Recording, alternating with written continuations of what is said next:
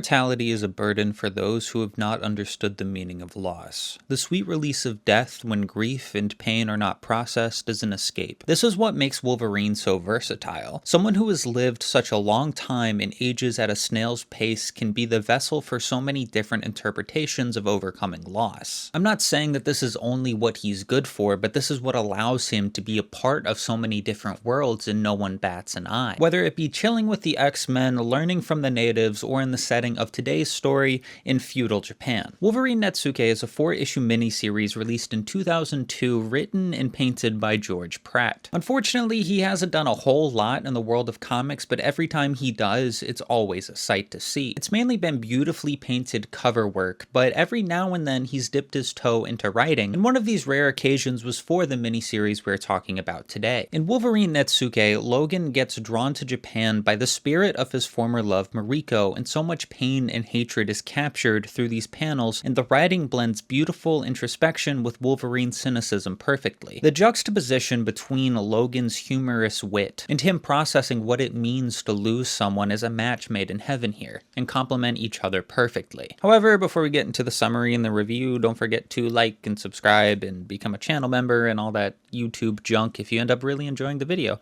I appreciate it. However, I will say the story is a tad confusing, and I don't mean that in a bad way. I touch more on this at the end, but I don't necessarily mind when you have to put a little effort into understanding a narrative. It's sort of like a puzzle. And the whole reason I bring this up is because my interpretation of this might be wrong or different from yours. All right, with all of that out of the way, let's jump into talking about and reviewing and summarizing one of the coolest looking comics I've ever seen. The comic begins with Logan arriving to the Shingen ancestral home in Japan. And in his inner monologue, he's speaking to Mariko, talking about the beauty of this building. There's something that Pratt does really well throughout this comic that I don't see a lot of artists do when drawing Wolverine. Normally, people try to make Wolverine seem bigger than what he is, taking up a lot of space in the panels to emphasize his towering aggression and his ability to conquer any foe. However, this comic has him dwarfed by his surroundings. It really makes these challenges that Logan is about to face seem a lot more difficult than just taking down a sentinel. On the following page, he is again so small, looking up at this giant, intricate statue. His narration throughout this entire comic is so poetic, but not poetic like John Milton,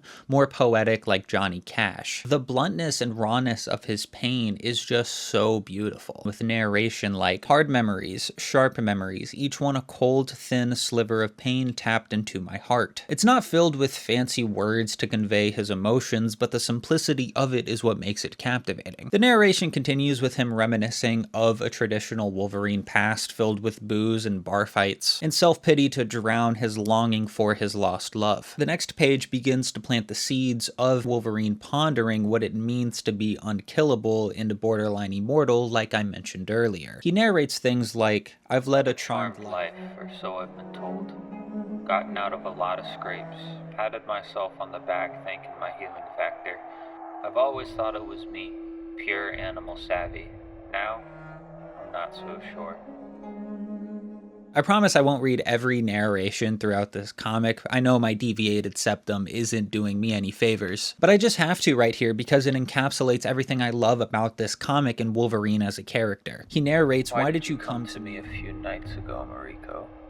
You're never far, you know. Your spirit runs in my veins with more raw power than the steel welded to my bones. I've seen you a few times, always at night, but those were dreams, and this was different." It's painting a haunting picture of Wolverine's unprocessed trauma, but in a way that moves the story along. And I mean the art, people have critiques about the story itself, but literally no one I've seen has had anything bad to say about the art in this comic, and rightfully so. The lower half of Mariko's face transitioning us from present Logan to the flashback of his reason for coming to Japan is such a simple but perfect way to use the panel channels to their full potential. And we get this absolutely breathtaking splash page of Mariko haunting Logan in his sleep. In this flashback, Mariko tells Logan that he has to come to Japan to release her to the next plane. And I don't know if you guys read the comics that I talk about after watching my videos, but I really hope you do with this one. There's so many beautiful paintings and outstanding pieces of narration and dialogue filled with so much detail that I can't talk about it all in this video, as much as I'd love to. We're then brought back to the present day, and Wolverine is still pondering, being dwarfed by these comically large statues. Logan then comes across a head of a giant samurai statue and touches it. Then this hideous snow spirit emerges and just spawns a blizzard inside of the building, as well as a bunch of ghost samurais to fight Logan. And as Logan is obliterating his foes, she comments, "Glorious," studying his movements. In the beginning of this fight, Logan is just using the swords of his enemies and is seemingly reluctant to use his claws until his katana breaks. And I'm not sure why he's seemingly using his claws as a last resort. It could be because of all of this introspection and pondering that his claws reminds him of the monster or animal that he's become, and he doesn't want to use them because he wants to try to keep his humanity, or he just wants to have some fun with a katana, and I'm overthinking it. I don't know. And that's what makes Wolverine such a great character for ambiguity like this, is because there's just so many possibilities and different ways to interpret him. However, before he is able to use them, all of the apparitions vanish, leaving him with the blizzard and the samurai statue alone. Then he notices in the distance that there's a section of this old-ass building that doesn't have a blizzard in it, and he makes his way towards it. So then he opens these doors and sees a beautiful, like, spring landscape and begins walking to a building off in the distance. And there's a quick but powerful moment of him taking his shoes off before entering this building, and it's subtle things like this that makes this comic so fucking great. He enters and sees a robe and other items for a tea ceremony, all presumably for him. And another thing sprinkled throughout this comic that gives it so much character is Logan's juxtaposition to all of the elegance around him. Like right here, for example, he's speaking to Mariko through his thoughts again, during each step of the tea ceremony, taking it very seriously. And as he puts on the robe, he says, "But if I have to hit the igloo again, the boots are coming back on." It's just such a funny fish out of water situation. He continues with the ceremony, and each step is masterfully painted, really emphasizing these slower moments. And in the middle of his monologue, he looks over and sees a box wrapped in the cloth of Mariko's kimono. He opens it and finds a Netsuke, which is a small sculpted object used to attach pouch strings or items to kimonos. Unfortunately, don't have time to go into the history of these tiny sculptures, but I recommend at least doing a quick Google search. Wolverine touches the Netsuke and somehow gets reincarnated in the past, I guess that would be deincarnation, to ancient Japan, where he's left for dead on the battlefield. I know this is kind of an odd thing to happen, but I promise it kind of wraps itself up. Just give it a second. And we get this gruesome double-page spread of a horrific scene of a battle long past. There's blood everywhere, vultures taking their fill, and throughout this, we get narration from what appears to be the winter spirit Logan faced before that spawned the snow and the ghost samurai. And as the man that Wolverine turned into, named Kiyoshi, awakens and realizes what's going on, the narration says he remembers nothing of what he truly is. He hasn't a clue that his fate is already sealed. And then Kiyoshi looks up and believes he hears thunder. However, he soon realizes that it's actually the stampede of his foes coming back to finish off any that they might have left. Our new protagonist comes to the very rational conclusion that he should probably get out of there before his enemies come back, but soon after he gets up, he sees his fallen friend Daigoro, who wasn't as lucky as him to have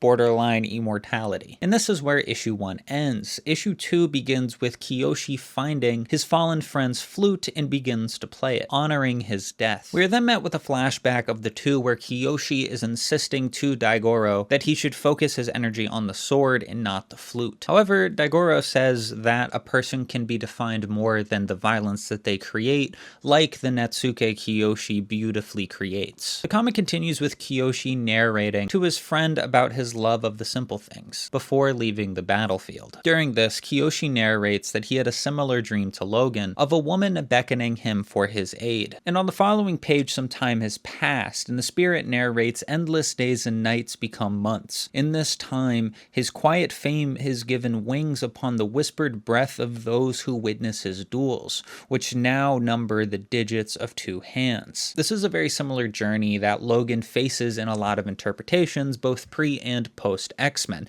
just kind of wandering through the world, not really having a purpose. The narration continues that a lot of people search out Kiyoshi to battle, but during all of this, he's looking for a master to train him. He then comes across a potential mentor, and when he's shooed away, Kiyoshi challenges him to a duel. And then the potential master is stunned that Kiyoshi was able to survive such a direct slice to the stomach. Then Kiyoshi unleashes a very familiar set of claws and begins slashing. And this is where the comic begins to get kind of confusing, and it's not really touched on directly why Kiyoshi and Logan are linked like this. And you have to do some speculating to figure out why. I'll touch more on this at the end, but if you're confused, it's okay. I was too at this point. Kiyoshi then begins to contemplate why he has this healing factor and is near immortal, while better swordsmen, like the person he just defeated, just die. He then lays the Netsuke on his victim, and the now halved swordsman, I guess, gets possessed by a spirit or something and tells him to run. Then the Blizzard spirit emerges, grabbing the Netsuke and saying to a now gone Kiyoshi, "Your true nature is fixed like the bone of your claws.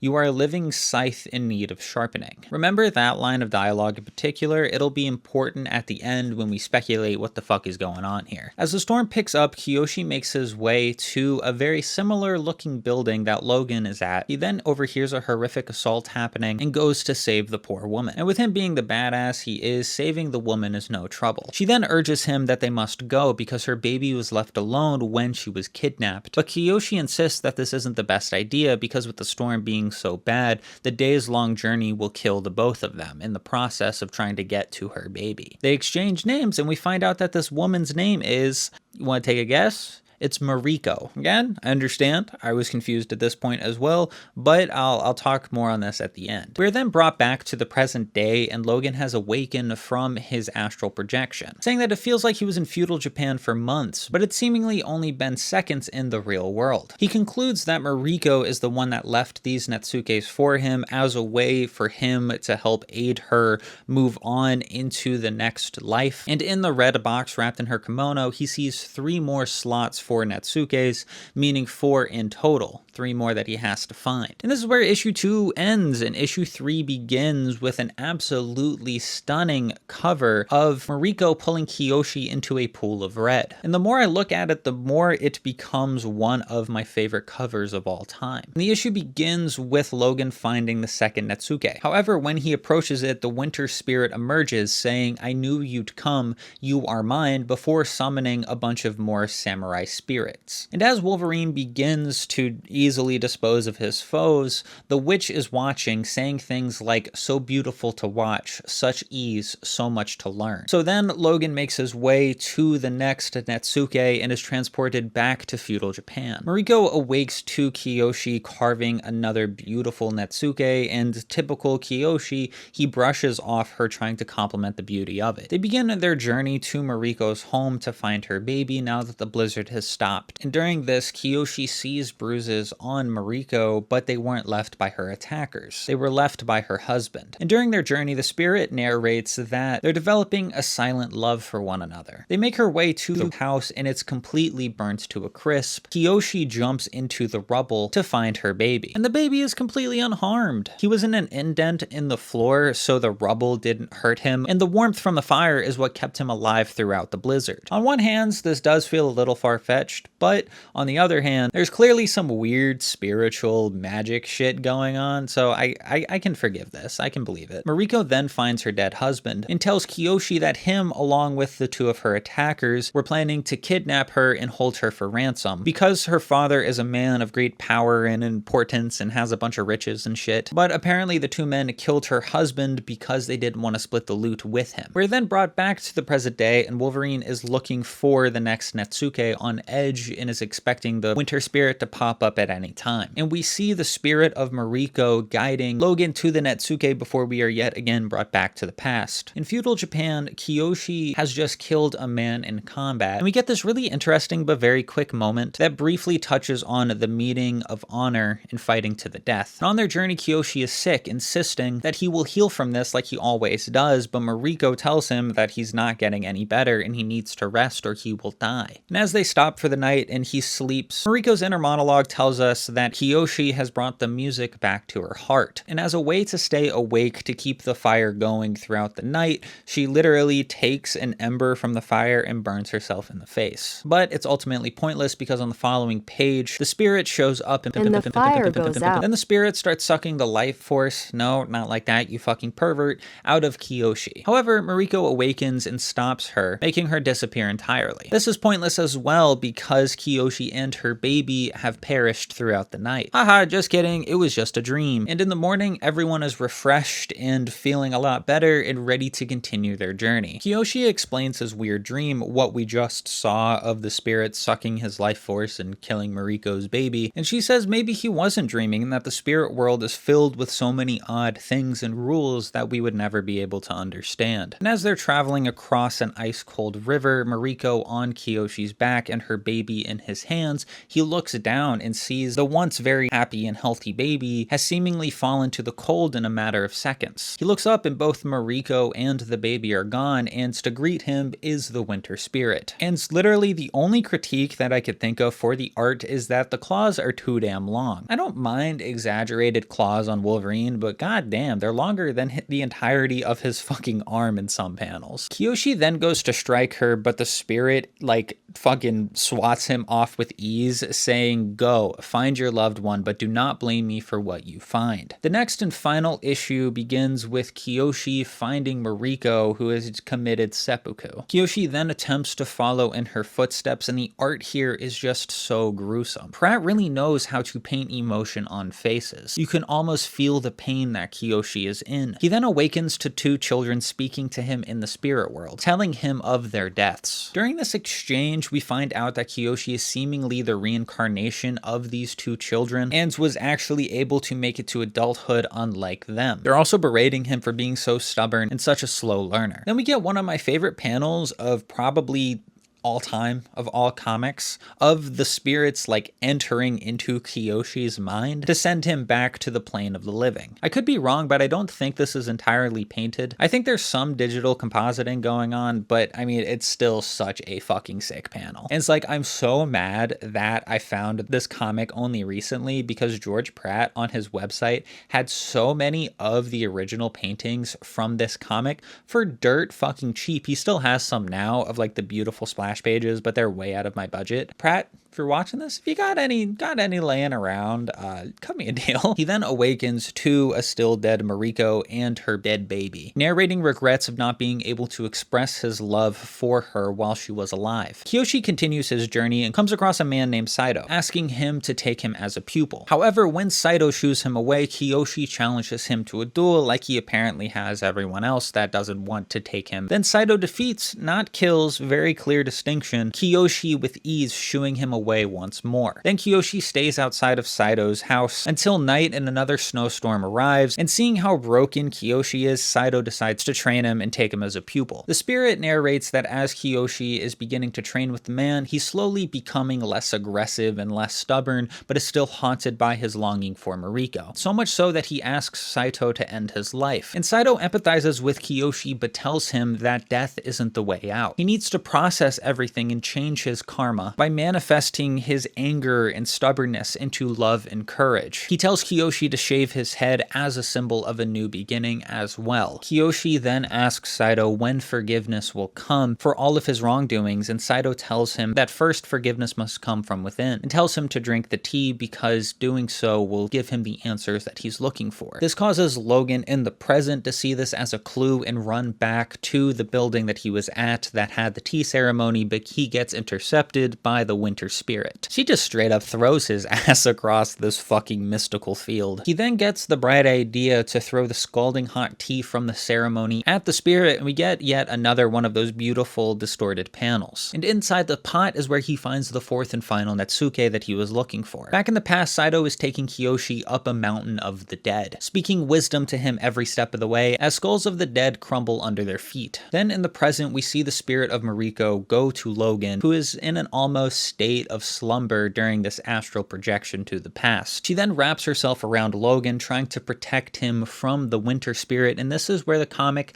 tries to explain everything that's been going on. Does it succeed? I want to say yes the more that I think about it, but it did take multiple rereads and writing down my thoughts and summarizing it for this video. What I can gather is that the winter spirit was trying to use Kiyoshi in the past to end her, I guess, life of being a spirit and allow her to transcend to the next plane, and was watching him to see if he was worthy of doing so. But in the process, Mariko and her baby die, causing Mariko to become also a vengeful spirit similar to the winter spirit because of how angry she was at the winter spirit for supposedly causing the death. However, during their exchange, the winter spirit tells Mariko that while she does bring winter, it was Mariko's negligence for not staying alive and keeping the fire going that caused her baby's death, and not to blame the forces of nature, meaning all of her anger and hatred towards the spirit was for nothing. And then after Mariko herself either gets reincarnated as a love for Wolverine in the present time, or is like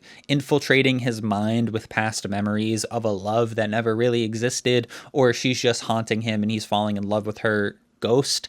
That part really isn't explained, and I know Mariko is already a character in like the X-Men universe, so I'm not really sure how that ties in. They're different characters, I'm sure, but yeah. And the whole reason that she coerced Logan to come to Japan is to kill the winter spirit as a way to get revenge for the winter spirit killing Mariko and her baby, but little did she know this is what the winter spirit wanted, because the winter spirit wants to die, and this will allow Mariko to move on to the next life as well, because she's a vengeful spirit and can't let go of things. However, during all of this, the winter spirit realizes that, like Kiyoshi, Logan wasn't fit to honor her with death, but during this interaction realizes that Mariko is the perfect person to bring her to the next stage. And that's what Mariko does. She like chops off her head, and in her final breaths, I think it's implied that Mariko will become the winter spirit, and that's why the winter spirit was so particular about who can kill her, because she wanted if you kill her, you become the winter spirit, and she saw that Logan and Kiyoshi weren't ready to, do winter, I guess. And then the winter spirit gives her baby back. That's not implied, that just happens. She then says goodbye to, I think, Logan, but she calls him Kiyoshi. However, he has hair now, so I'm not really sure. And I think Logan is the reincarnation of Kiyoshi, or they share some sort of spiritual essence, like how the two children were talking to Kiyoshi in that spirit world. Logan is just another part of that lineage. And the comic comes to an end with Logan packing up his stuff, reflecting on time and the experience as a whole. He says that Xavier would tell him that all of these Netsuke mean something deeper in his subconscious, and before this entire escapade, he would say that it's just fucking nonsense, but now he thinks he'd agree with Xavier. And he walks away, coming to terms with losing Mariko and understanding that she's with him always, her spirit guiding him through each step of his journey. In a lot of media, monks are presented as giving these very esoteric lessons, masked as simple stories that don't really make a lot of sense until you have an aha moment that allows you to understand their meaning. And I think that's the best way to describe Wolverine Netsuke. Is it confusing? Yes. Is it impossible to understand? Only to those who are unable to open their mind to the story and look for a meaning behind it. That sounds very head-ass, and I'm not trying to say that I've achieved some higher level of thinking. However, not everyone is able to understand and enjoy a story that needs to have some thought put into its narrative. And that's okay. Not everyone wants to think. And I could be completely wrong about my explanation there at the end. And I'm sure that, there's some hallucinations or some like imprinted memories going on that I didn't touch on. And that's why I really hope you guys read this.